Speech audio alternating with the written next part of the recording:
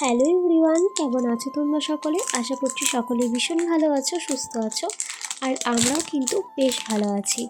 আর আমার নতুন আরও একটা ব্লগে তোমাদের অনেক অনেক ওয়েলকাম। আজকের ব্লগটা আমি সকাল থেকে শুরু করছি। সকালে ঘুম থেকে ওঠার পর আশিপাশি কাজ করা তো সব হয়ে গেছে, আর তারপর না চা খেয়েছিলাম। সেটারই কিছু বাসন ছিল, আর শোনার জন্য খাবারও বানিয়েছিলাম, তারও বাসন ছিল। তো সেগুলোকেই ধুয়ে নিচ্ছিলাম। অনেকক্ষণ ধরে ওয়েট করছিলাম যে কখন টাইম কলে জলটা আসবে, তখন সব কাজগুলো সেরে নেব। কিন্তু টাইম কলে জল কখন আসবে তার তো ঠিক নেই।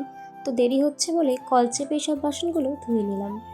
আর এদিকে দেখো কত সুন্দর সুন্দর নয়নতারা ফুল ফুটেছে।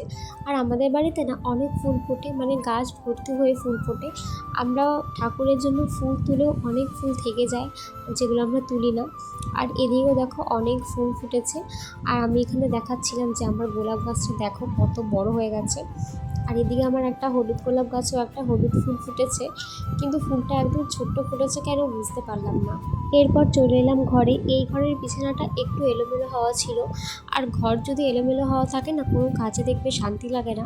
আর ঘরটা যদি একটু ফ্রেশ থাকে, পরিষ্কার থাকে, তাহলে সব কাজটা না একটু মন দিয়ে করা যায়। তো ভাবলাম আগে বিছানাটাকে একটু ক্লিন করে নিই। আর আমার ছেলে যেহেতু খেলা করে, তো বিছানার মধ্যে একটু পরপরই ঘাটটা নোংরা হয়ে যায়, আর একটু পরপর পরিষ্কার করতে হয়। আর মশারিটাকে দেখো ওখানে টাঙিয়ে দিয়েছি। এরপর ঘরে আসার পর আমার ছেলে তো আদর খাওয়ার জন্য পাগল হয়ে গেছে। দেখো বুকের মধ্যে শুয়ে শুয়ে আদর খাচ্ছে। এই যে একটু কলা স্ম্যাশ করে নিয়েছি, এটা এখন সোনাকে খাওয়াবো। বাবাই, এই যে দেখি দেখি, খাও তো। মা ভালো না, মা ভালো না, ভালো না, মা ভালো না। নাও।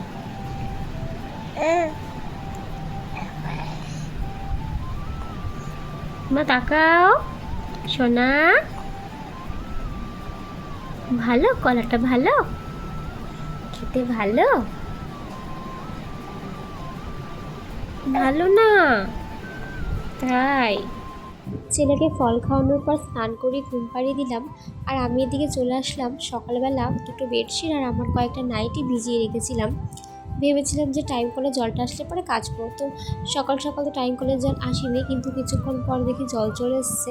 তাই ভাবলাম জলটা যখন চলে এসছে আর লেট করব না, কারণ একটুখানি টাইম জল থাকে আর চলে যায়, আর কল চেপে চেপে কাজ করতে একটু প্রবলেমই হয়। সেই জন্য ভাবলাম টাইম কলের জল থাকতে থাকতে জামা কাপড়গুলো একেবারে ধুয়ে ফেলি। ভেবেছিলাম যে সকাল সকাল টাইমে জলটা দিয়ে দিলে জামা কাপড়গুলো সকাল সকালই কেচে দেবো, কিন্তু সকাল সকাল তো দেয়নি, সেই জন্য একটু বেলা করে কাচতে হচ্ছে। আর বেলা হলে পরে না আমাদের কলপারে কাজ করতে ভীষণ অসুবিধা হয়, কারণ ভীষণ রোদ পড়ে কলপারে, দেখতেই পাচ্ছ। আর আজকে কিন্তু বেশ ভালোই রোদ উঠেছে, কারণ 2 দিন ধরে মেঘলা আকাশ করেছিল। তো আজ দেখলাম ভালোই রোদ উঠেছে, আর গরমও কিন্তু ভীষণ লাগছে। উঠোনের ওপাশে বেডশিটগুলো মেলে দিয়েছি, আর এপাশে এসে আবার নাইটিগুলো মেলে দিচ্ছিলাম। আর বাইরে এত রোদ ছিল যে আমার রীতিমতো মাথা ব্যথা করছিল। ভাবছিলাম কতক্ষণে জামা কাপড়গুলো মেলে একটু ঘরে যাব। আর এখন কি হচ্ছে জানো তো, বিকেল হলে পরে না, মানে সারাদিন ভালো যাচ্ছে, রোদ উঠছে, বিকেল হলে পরে ঝড় বৃষ্টি শুরু হচ্ছে, হাওয়া দিচ্ছে। প্রত্যেক দিনই এটা হচ্ছে এখন দেখছি।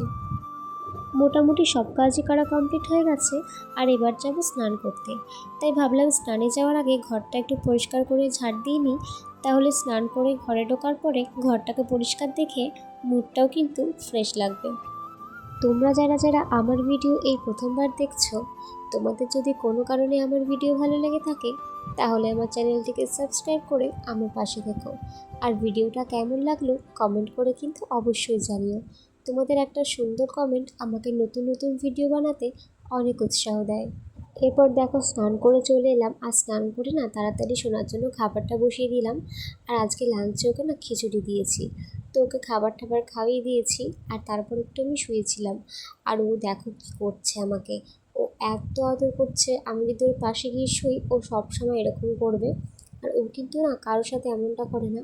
ও আমি যখনই সামনে থাকি ওর তখনই এমন করবে, গলা জড়িয়ে ধরবে আর বারবার গালে গিয়ে হামি দেবে।